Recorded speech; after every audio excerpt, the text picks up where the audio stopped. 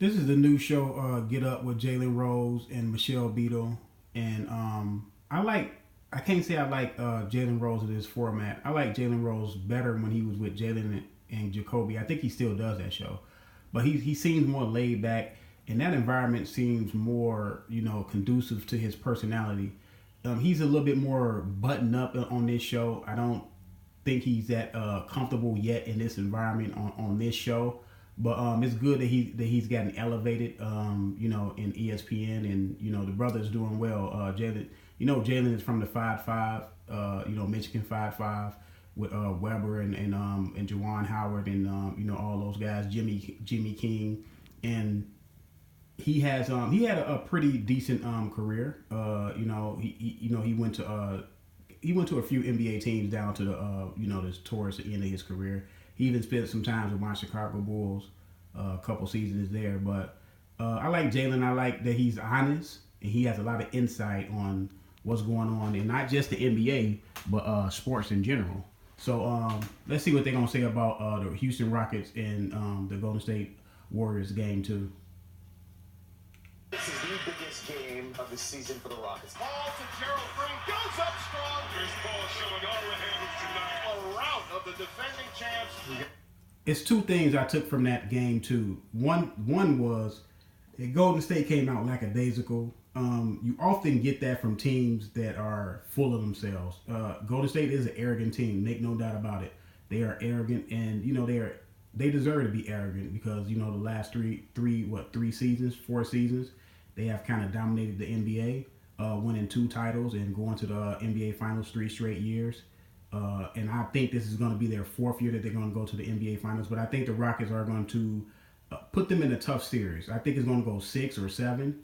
But the Rockets are a good team. They have the best record. I don't take anything away from them. But Golden State is the better team, in my opinion. But and another thing, the Houston Rockets they put some wrinkles in their game. Now, I know Mike D'Antoni came out and said, well, we didn't play different than what we did in game 1, and we're going to play the same way we played on they got us here all season and won in 65 games.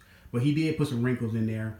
James Harden didn't dribble the ball 1,000 times and went isolation, and everybody else standing around. He moved the ball. He did do some isolation, that is true, but he moved the ball more frequent in the shot clock to give others like P.J. Brown and Trevor Ariza and Gordon shots. Those guys, all 3 of those guys played well. I believe Trevor Ariza had 18, P.J. Tucker had like 21, and Gordon went off for like 20 something. So those 3 guys did play well. I don't expect P.J. Tucker to put in 21 points, going through this series. And I don't expect Trevor Ariza to play as well as he did. Even though Trevor Ariza can play, and Trevor Ariza played pretty good defense on Kevin Durant, getting up in him, making it hard for him to score. That's one thing you want to do with guys that are talented scorers. You want to make it very hard. You may not stop them, but you want to turn them into a volume shooter, or just make them work on their shots, man. Just make them work real hard. So when the fourth quarter come along, a lot of those shots they're missing due to your pressure and the physicality that you played throughout the first 2-3 quarters. But yes, Houston did change some things. They ran some motion, And another thing, CP3 got in the lane. Him and James Harden got in the lane, and they looked for people. I told you that CP3 needs to play the role that Steve Nash played earlier in the mid 2000s with D'Antoni, Phoenix Suns. He got in the lane and threw lobs to Myers Stoudemire, got in the lane, threw lobs to Sean Marion, got in the lane, kicked it out for 3 when Joe Johnson was on the team, things of that nature. So he got in the lane, and I said that Chris Paul has to play that type of role to offset what James Harden is doing as far as the ISO ball, because James Harden is looking for his shot primarily. And I played the whole game. And another Warrior turnover. Back-to-back careless turnovers. Yeah, that's what we do. As soon as we win a game, we like to turn the ball over. And that's why I said it's dangerous with the Warriors. The Warriors will beat you in a decisive matter in one game, and the next game in the series they'll come out with a bunch of turnovers. To me, that's a lack of focus. Number one, and number two, that's a lack of, we just going to walk out on the court and we're going to win because we just blew you out.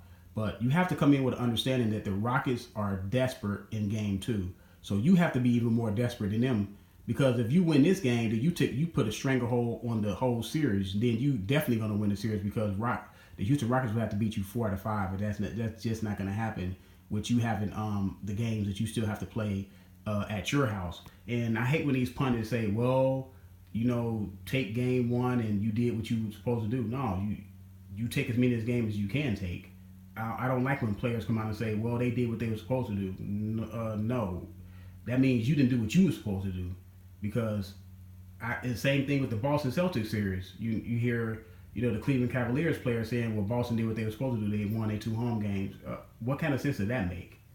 You have the same right to win those games as they did. I mean, y'all showed up at the same time. Y'all showed up at the same arena. Y'all all play with the same basketball. Why can't you win 2 games just like they won 2 games? But that's never here nor there. I mean, I just hate that type of rhetoric. But let's see what they got to say about this. The NBA will not discipline J.R. Smith for the foul on Al Horford in Game 2 of the Eastern Conference Finals last. Yeah, I don't think that's a suspension. Yeah, they gave him a technical foul or flagrant. Yeah, that's all that needs. But yeah, that was a dirty play. But it wasn't that egregious where Al Horford got hurt. Now, if Al Horford got hurt, then yeah, J.R. should have been suspended. But other than that, no, he shouldn't be suspended for that. It's not a league source telling our Adrian Wojnarowski. He's got a little protection there. Looks like a catch to me. Here's Allen soaring out in front.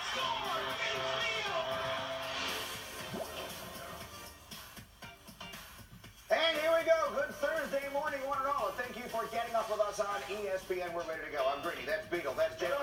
We are feeling good. Mark Jackson is going to join the party this morning.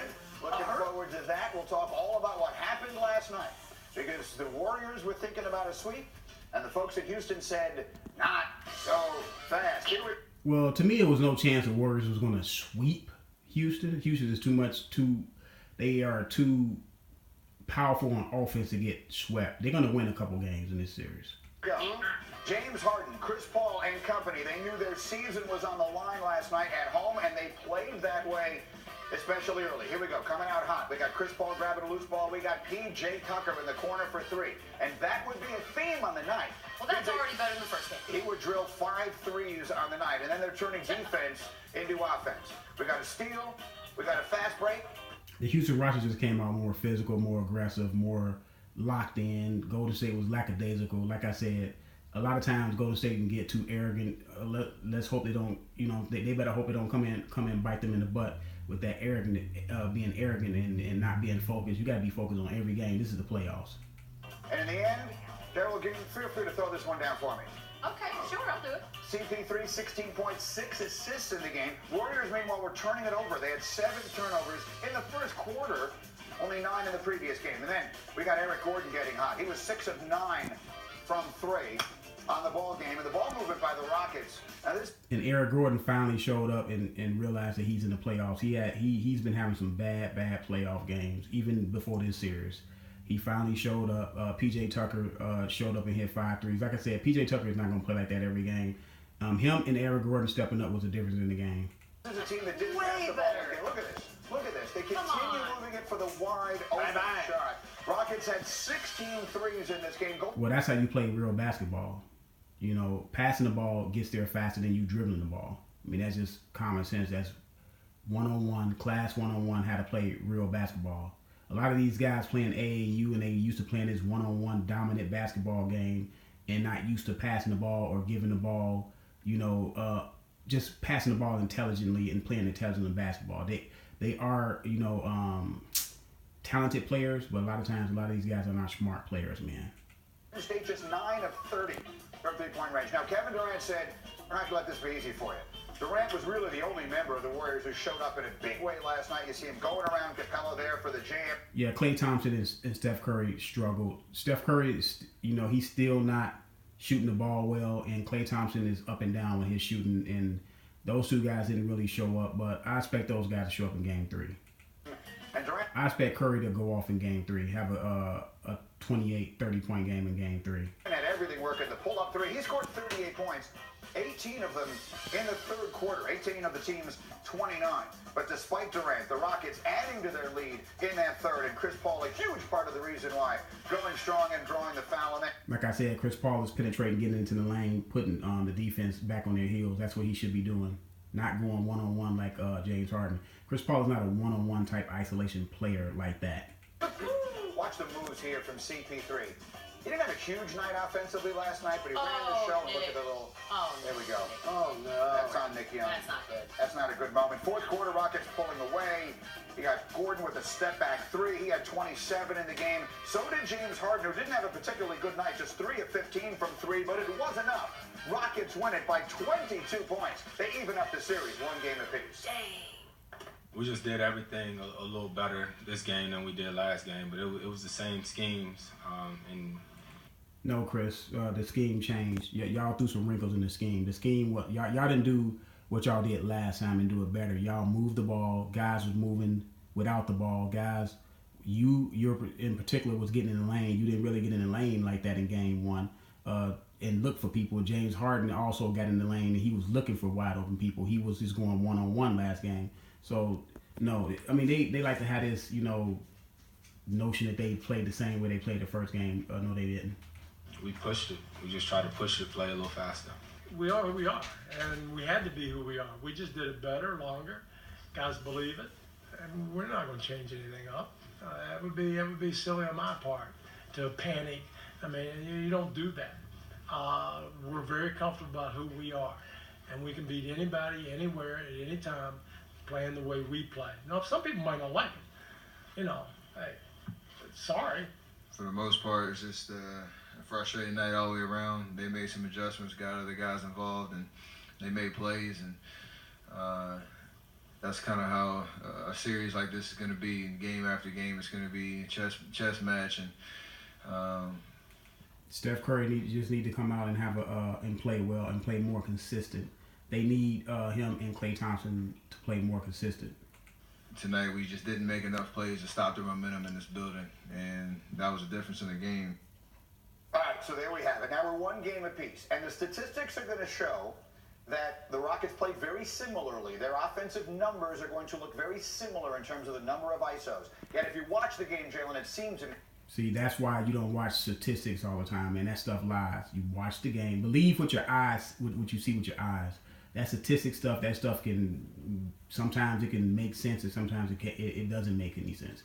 When you look at the game, it clearly had more ball movement. They clearly got in the lane. Chris Paul and James Harden looking for other guys wide open, like Trevor Ariza, like PJ Tucker, like Eric Gordon, and they played a different game. They played a different game than they played the first game. That's what my eyes told me. My eyes don't lie.